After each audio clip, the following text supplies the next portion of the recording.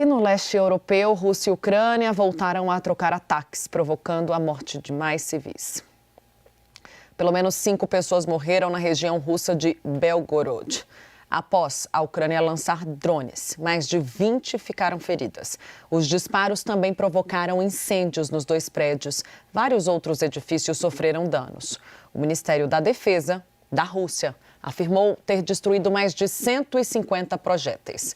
Na Ucrânia, 2 pessoas morreram em ataques russos na região de Kharkiv. Quase 30 ficaram feridas. O presidente ucraniano Volodymyr Zelensky informou que o porto de Odessa sofreu danos nos disparos. O local é usado para grande parte da exportação agrícola do país. Segundo Zelensky, Moscou está em guerra com a segurança alimentar mundial. As Forças Armadas da Ucrânia vêm destruindo gradualmente a infraestrutura da empresa varejista Wildberries, a maior plataforma de comércio eletrônico da Rússia. Segundo o governo ucraniano, os armazéns atingidos serviam de centro logístico no fornecimento de drones, equipamentos de navegação e outros dispositivos ao Exército. Acompanhe agora na reportagem da correspondente da CNN, Claire Sebastian. Прямо сейчас мы теряем бизнес на глазах. We're losing our business in front of our eyes, says this woman. Another, through tears, says she's lost 12,000 items of children's clothing. I hope I have enough strength and courage to get through this, she says. Over the past 2 weeks, Ukraine's deep strike campaign, usually focused on oil refineries or military facilities, has taken a sharp turn into e-commerce, hitting multiple warehouses belonging to one company, Wildberries, Russia's equivalent of Amazon, with around a 50% share of the country's online retail market. It provided thousands upon thousands of individuals, sellers with income. And it created the whole universe of online retail. A universe that Ukraine says now also includes sanctioned components for drone production and navigation equipment. We found drones and drone parts, helmets and bulletproof vests, all available. One reviewer of this vest writing, "I sent it to my son in the special military operation," Russia's official euphemism for the war. He's very pleased. Before the attacks, Wildberries founder Tatiana Kim was Russia's richest woman, worth over $8 billion.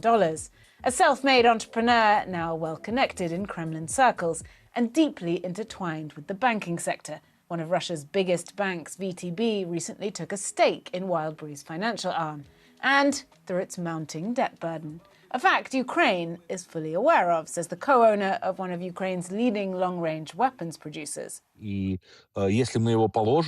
If we take it down, it will inevitably lead to the collapse of a huge number of banks, including at least VTB. Wildberries is too big to fail, and the state will definitely support Wildberries in this or that form. It's still burning after 3 days, says this seller, who drove to survey the damage at a Wildberries warehouse just outside Moscow. She says she lost around $100,000 worth of goods.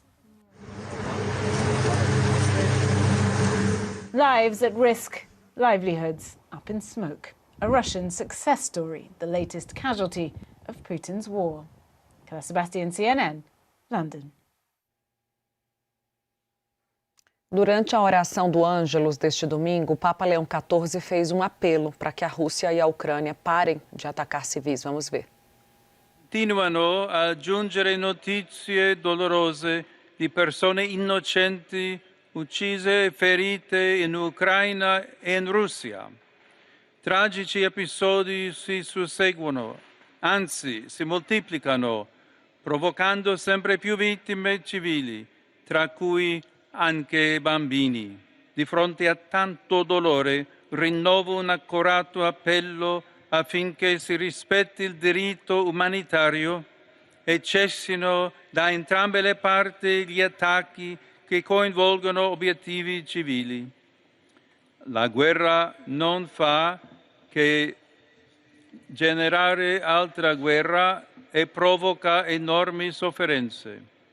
È tempo di fermare la spirale di violenza e dare spazio alla diplomazia e al dialogo per aprire la strada alla pace. Ainda falando sobre o conflito no leste europeu, na Rússia, cresce a polêmica em torno das chamadas viúvas negras. São mulheres que, em pouco tempo de relacionamento, se casam com soldados que vão para a guerra contra a Ucrânia e que acabam morrendo no campo de batalha. Com isso, as esposas recebem as compensações financeiras do governo. Vamos ver agora na reportagem do correspondente da CNN, Matthew Chance. A mass wedding of Russian soldiers before they're packed off to the front lines. Разрешите вам пожать руку, да, и сказать спасибо, что вы не убежали. But not all marriages offer love. Russian military wives get thousands of dollars compensation if their husbands are killed in action. And officials say ruthless scammers dubbed Black Widows are now tricking vulnerable recruits into wedlock. The father of Maria from St. Petersburg died after being shot in Ukraine last year. She told me she only found out her dad had joined the army after he was killed, and only then that he had a new wife. How did you feel when you found out that your dad had got married just days before he went off to war? Было ощущение, что это все неправда. То есть я даже несколько раз переспросила, мне выдавали документы о смерти. Мне спросили, а он женат? Я сказала, нет, он не женат. И I simply didn't know what to say to her because I suspected it was a scam. It's just one suspected case in a growing number, scandalising Russia. With the war in Ukraine now in its 5th year and casualty rates at catastrophic highs, it's hard to imagine there are people out there marrying vulnerable men and encouraging them to join the military just so they might financially benefit if they're killed on the front lines.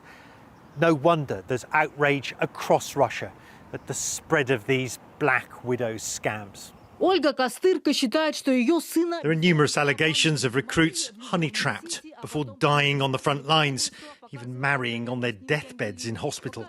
This woman, who married a soldier 10 days after meeting him, then posted images of herself with other men, was branded a Black Widow in the Russian media and denied compensation when her husband was killed before their divorce went through. She denied any wrongdoing, saying the allegations had blackened her name. But there's growing public anger at how cynical some Russians have become about the war, which the Kremlin calls its special military operation. Мне уже за 30, да? Мне что сейчас делать, если я хочу квартиру? Где мне брать деньги? Да все легко и просто. Находишь сейчас мужчину, который служит на СВО, он погибает, и ты получаешь 8 миллионов. Я ни в коем случае просто... The podcasters were prosecuted and forced to apologise, a rare intervention by the Russian courts. Вот этот вот...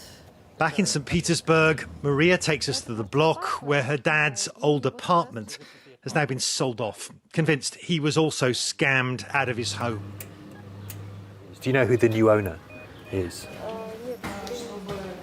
How many years did your dad live here? 5 лет. 5 years. This is it. It's open.